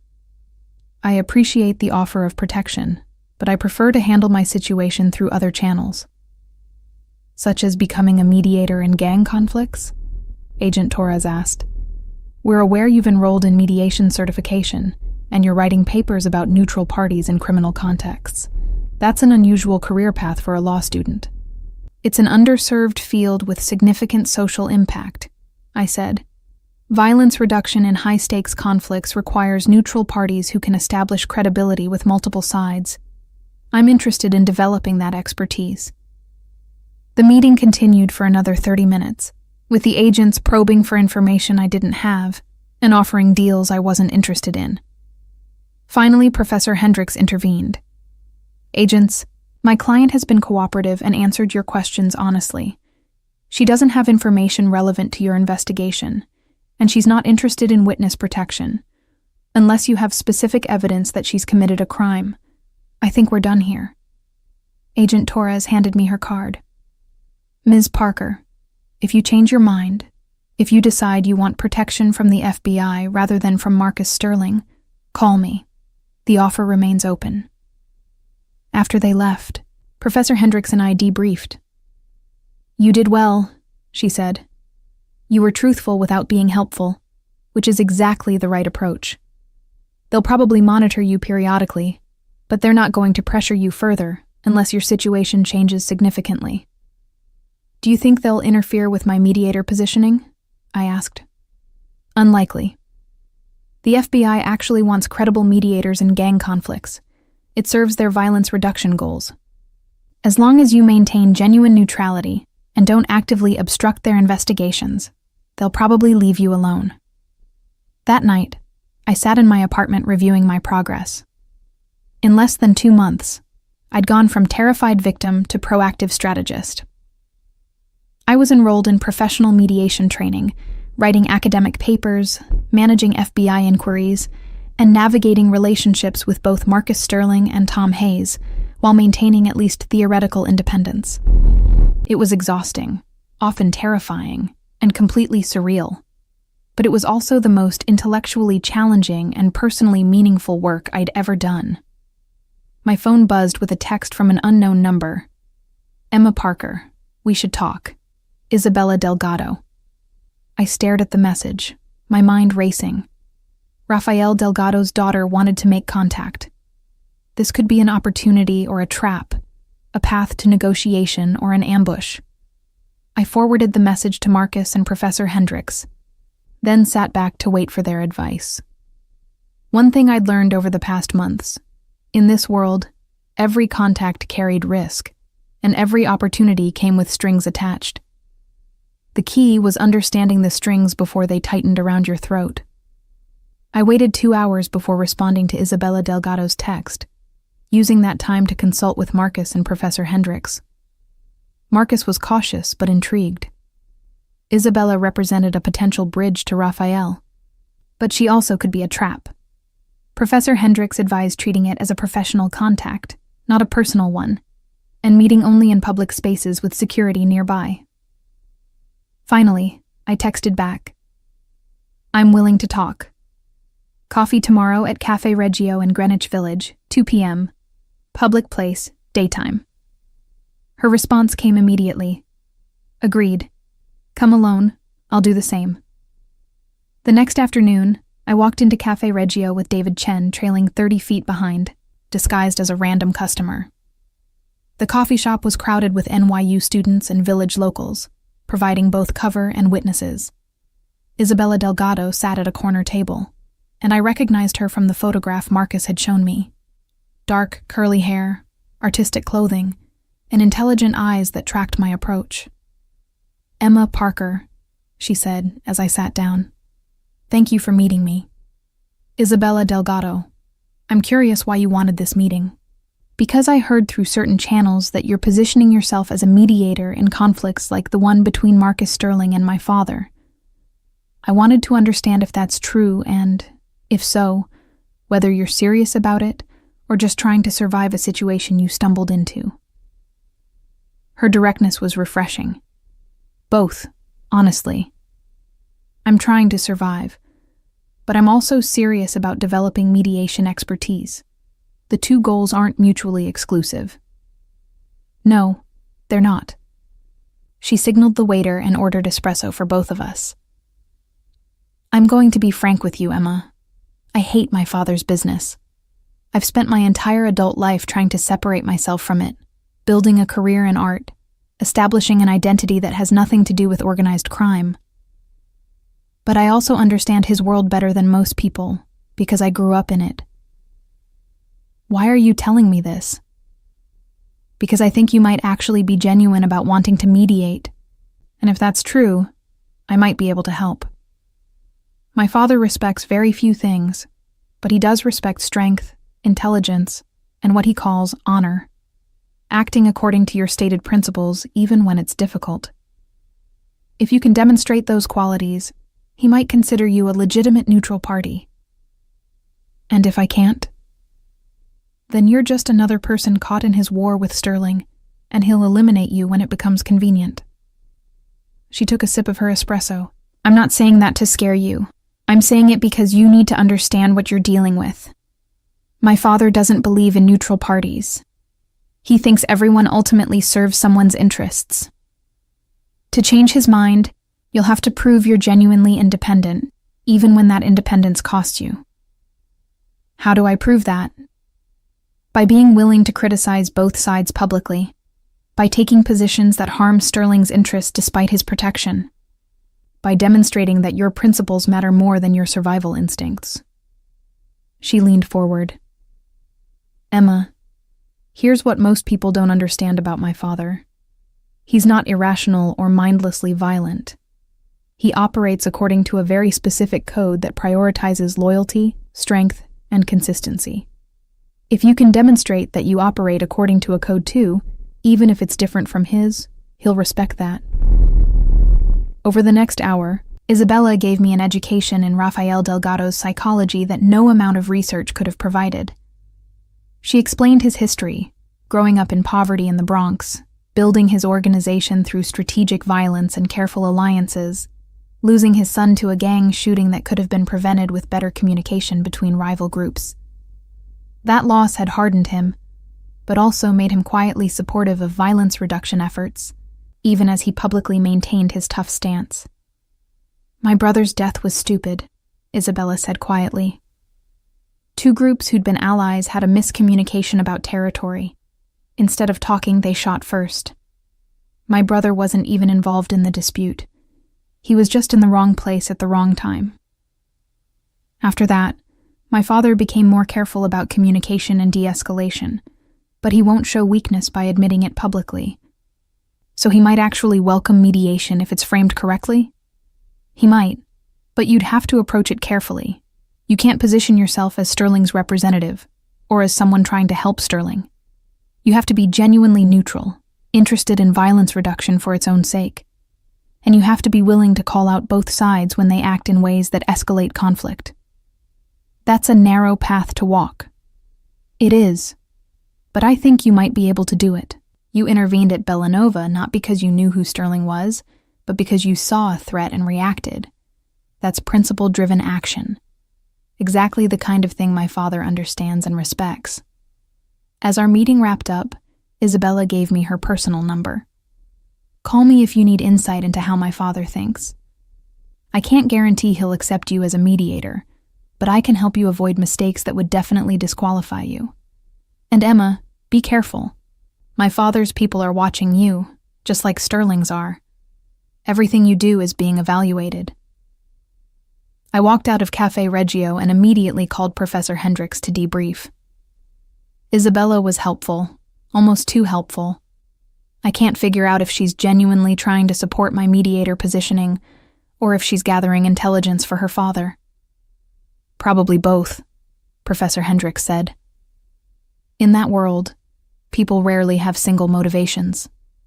She might genuinely want peace in her father's world, while also serving his interests by assessing whether you're legitimate. The key is staying consistent with your positioning regardless of who's evaluating you. Over the next month, several things happened that tested my ability to maintain neutral positioning. First, the winter break mediation certification program concluded with a complex simulation, a multi-party dispute involving gang territories, legitimate business interests, and community concerns. I took the role of mediator and successfully navigated the simulation to a consensus agreement. The instructor, a veteran mediator named Dr. Patricia Reynolds, pulled me aside afterward. Emma, that was exceptional work. You have natural instincts for this field. Reading people, identifying underlying interests, reframing positions as mutual concerns. Have you considered making mediation your primary career focus after law school? I'm definitely considering it, I said carefully. I'm particularly interested in high-stakes criminal conflicts where violence reduction is a primary goal. That's a challenging specialty. Most mediators avoid criminal contexts because the risks are so high. But there's significant need. Gang violence costs communities enormously in lives, economic development, and social cohesion. If you're serious about pursuing it, I'd be happy to provide mentorship and introductions to the field. I'd appreciate that very much. Second, my academic paper on neutral party establishment was accepted for publication in the Columbia Journal of Conflict Resolution. Professor Hendricks had helped me revise it to be sufficiently academic while still being practically applicable. The published version included case studies from other cities, Chicago, Los Angeles, Baltimore, where mediators had successfully established neutral status in gang conflicts. It carefully avoided specific details about my own situation, but made clear that the framework had been tested in real-world conditions. Third, Tom Hayes reported progress with Rafael Delgado's representatives. Maria Santos reached out again. Rafael is interested in learning more about your credentials and positioning. He's not committing to anything, but he's willing to have a preliminary conversation about the theoretical value of mediators in conflicts like his. That's more than I expected at this stage. What happens next? I asked. We arrange a meeting. You, me, Rafael, and probably Maria. It'll be formal, carefully scripted, and extremely high stakes. Rafael will test you, ask difficult questions, probe your motivations, look for signs you're Sterling's asset rather than genuinely independent. You'll need to be absolutely consistent with your positioning. When? A few weeks, maybe a month. He's taking his time, which is good. It means he's seriously considering this rather than just humoring us. In the meantime, keep building your credentials and public profile. Fourth, and most challenging, I had to publicly critique Marcus Sterling's organization. A news article appeared about a violent incident in Midtown, a shooting outside a restaurant that Sterling's organization allegedly controlled. 2 people were injured, including a bystander. The article speculated about gang war escalation and community impact. I wrote a response piece for Columbia's Law Review blog, carefully arguing that both Sterling and Delgado organizations bore responsibility for the violence, and that their ongoing conflict was causing unacceptable civilian harm. I didn't reveal my personal connection to Sterling, but wrote as an informed observer concerned about violence reduction. Professor Hendricks reviewed the piece before I published it. This will anger Marcus, she warned. You're publicly criticizing his organization and implicitly calling for him to de-escalate. I know, but Isabella said I need to demonstrate genuine neutrality even when it costs me. If I only criticize Delgado and never Sterling, I'm not actually neutral. I'm just Sterling's defender with better marketing. You're right, but be prepared for consequences. I published the piece, and within hours my phone rang. It was Marcus. Emma, I just read your blog post. We need to talk. We met that evening at his penthouse, and I could sense his displeasure the moment I walked in. He dismissed his security and poured himself a drink before speaking. You publicly criticized my organization and suggested I'm responsible for civilian casualties. You understand this damages my reputation and potentially strengthens Rafael's position in any negotiation? I understand, I said, keeping my voice steady despite my racing heart. But if I'm going to be a credible mediator, I can't protect your interests at the expense of my principles. That shooting did injure a bystander, and your conflict with Delgado is causing community harm. Those are facts, and acknowledging them doesn't make me disloyal. It makes me honest. Honest, he repeated, with an edge to his voice. You're protecting yourself by sacrificing my interests. That's strategic, not honest. It's both. Marcus, you told me yourself that this only works if I'm genuinely neutral. That means sometimes criticizing you when your actions escalate violence. If I can't do that, I'm not a mediator. I'm just your employee with a fancy title." We stared at each other for a long moment. Then, surprisingly, Marcus smiled slightly. "Isabella contacted you, didn't she? This has her fingerprints all over it, pushing you to demonstrate independence by publicly criticizing me. She gave me advice about how your conflict looks to neutral observers. What I did with that advice was my decision." "Fair enough." He took a sip of his drink. "For what it's worth, you're right about the shooting. My people got sloppy, and a civilian got hurt. That's unacceptable, and I've made that clear to my organization. But Emma, you need to understand, in my world, public criticism is seen as disloyalty. I'm protecting you because you saved my life, and because I think you're valuable. Don't make me regret that decision by becoming a liability." "I'm trying to become valuable in a different way," I said. "Not as your protected asset, but as a genuinely neutral mediator who both you and Raphael can trust. That requires me to maintain independence, even when you don't like what I say." "I know. It doesn't mean I have to like it." He refilled his glass. "Your meeting with Raphael is scheduled for 3 weeks from now. Tom Hayes will accompany you. Raphael will test you extensively about your motivations, your relationship with me, your understanding of his world. If you pass those tests, he'll consider recognizing your neutral status. If you fail, you'll be back to being a target." "I understand." "Do you?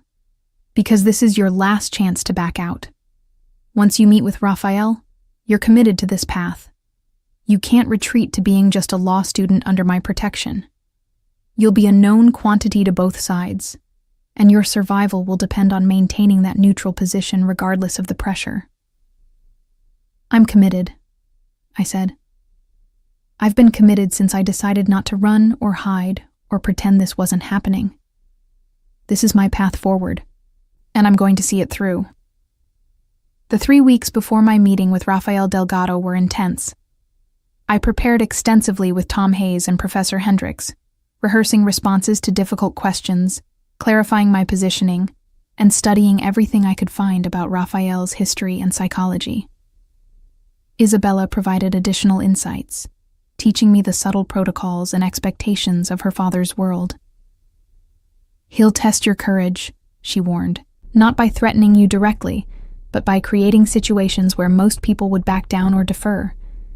You need to be respectful but firm. Acknowledge his authority in his world, while asserting your independence in yours." I also continued building my public profile as a mediator.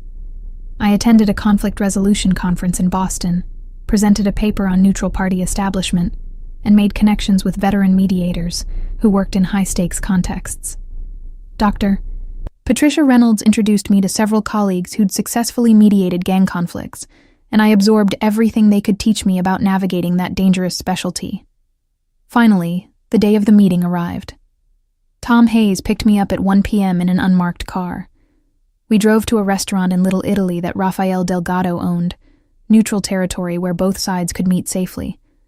My security detail remained outside, as did Rafael's people. This meeting would be just 4 people: Rafael, Maria Santos, Tom Hayes, and me. Rafael Delgado was 48, but looked older, lines etched deep around his eyes from years of stress and violence. He wore an expensive suit and carried himself with the authority of someone accustomed to complete control. Maria Santos, his lawyer, was in her 30s, sharply dressed, with the watchful eyes of someone who missed nothing. "Ms. Parker," Rafael said, gesturing to a seat, "Tom has told me interesting things about you. I wanted to assess you personally before deciding whether mediators have any place in my world." "I appreciate the opportunity," I said, keeping my voice steady. "I know my positioning is unconventional, a law student claiming to offer mediation services in conflicts between established organizations. But I believe neutral parties can serve a valuable function in reducing violence and finding alternatives to perpetual conflict." "Tell me about the night at Bellanova," Raphael said abruptly. "Why did you warn Marcus Sterling?" I observed behavior patterns that suggested a planned assassination. The temporary bartender, the positioned gunman, the coordinated glances. It was obvious something was wrong. I warned Mr. Sterling because I saw a threat, not because I knew who he was or what he represented. But you knew what you were disrupting. You knew that warning him would make you a target. I suspected it, yes. But I acted on instinct, seeing danger and responding. I didn't fully understand the implications until afterward. And now? Now that you understand you're caught between Sterling and me, how do you justify taking his protection while claiming to be neutral? This was the crucial test. I accept Mr. Sterling's protection because refusing it would mean dying, and I have no intention of dying to prove a philosophical point about neutrality. But accepting protection doesn't mean accepting his agenda. I've publicly criticized his organization when warranted. I maintain independent legal representation, and I'm pursuing mediation as a professional specialty, not as his employee or agent. Raphael studied me for a long moment. Isabella speaks well of you. She thinks you're genuine, not just another person playing angles in a game you don't understand. But Isabella is idealistic. She sees possibility where I see risk. Your daughter understands that violence reduction serves everyone's interests, even if it requires acknowledging some shared values with opponents. That's not idealism. That's practical recognition that perpetual conflict costs everyone. It costs my enemies more than it costs me, Raphael said flatly. Does it? Your son died in a conflict that could have been resolved through better communication. How do you calculate that cost? The room went silent. Maria Santos's eyes widened slightly, and I saw Tom Hayes tense. I'd taken an enormous risk bringing up Raphael's dead son, but Isabella had told me that he respected directness more than deference. Raphael's expression didn't change, but something shifted in his eyes. You're either very brave or very stupid to mention my son. I'm neither. I'm someone trying to understand whether violence reduction genuinely matters to you, or if you're just managing a business where casualties are acceptable overhead. If it's the latter, then mediation has no value to you, and we're wasting each other's time. And if it's the former, then we might find common ground. Not because you like Marcus Sterling, or because he likes you, but because both of you are smart enough to recognize when ongoing conflict costs more than resolution.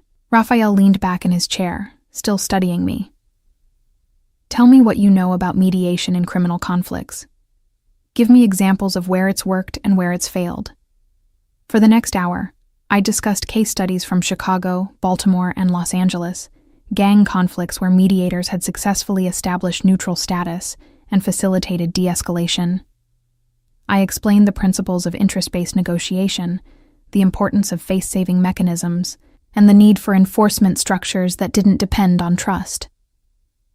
Raphael asked sharp questions, testing my knowledge and looking for inconsistencies or naivete. Finally, he stood. Ms. Parker, I'm not convinced that mediators have value in my world. But I'm willing to observe your work and reassess that conclusion. You may continue positioning yourself as a neutral party. If you maintain genuine independence, if you criticize Sterling when warranted, and me when warranted, if you prioritize violence reduction over anyone's particular interests, then I'll recognize your neutral status. But if you reveal yourself as Sterling's asset, I'll eliminate you without hesitation. Are we clear? Crystal clear, I said. Good. Maria will be your contact with my organization. If you have information or proposals relevant to de-escalation, communicate through her.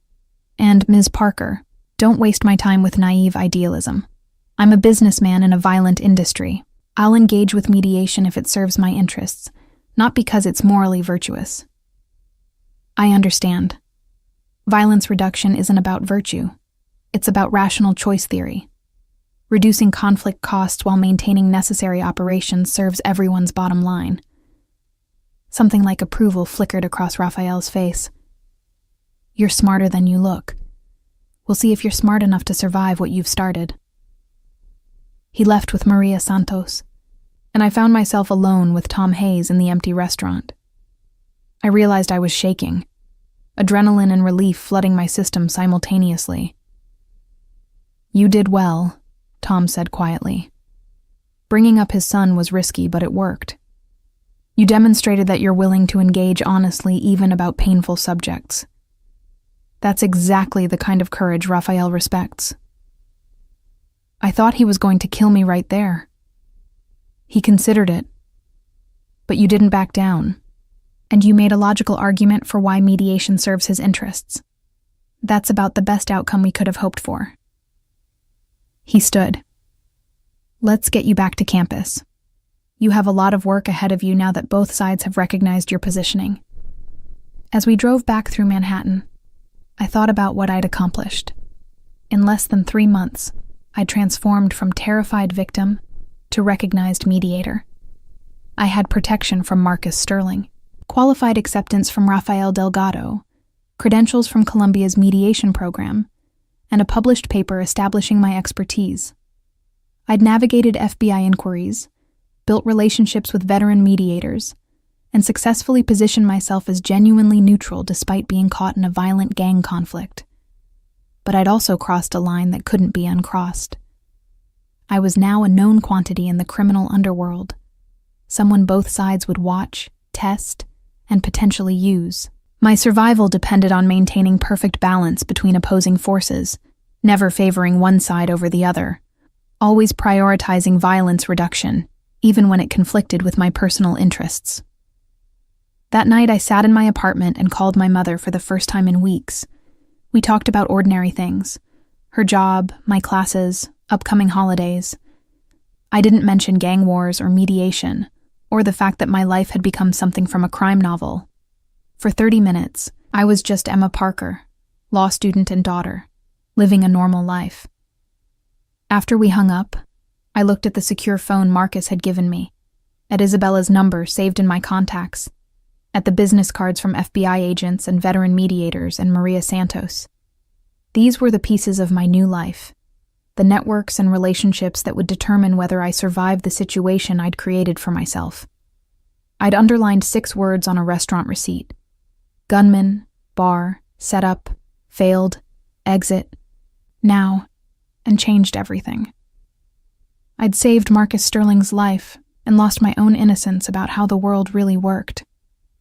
But I'd also found a purpose, a specialty, a way to contribute to violence reduction in communities that desperately needed it. The path ahead was uncertain and dangerous. There would be more tests, more conflicts, more moments where I'd have to choose between safety and principles. But for the first time since that night at Bellanova, I felt like I had agency, not just reacting to threats, but actively shaping my own survival through intelligence, training, and courage. I was Emma Parker, mediator in training, caught between criminal organizations and federal law enforcement, trying to reduce violence while staying alive. It wasn't the career path I'd imagined when I started law school, but it was mine, and I was determined to succeed at it, one impossible negotiation at a time.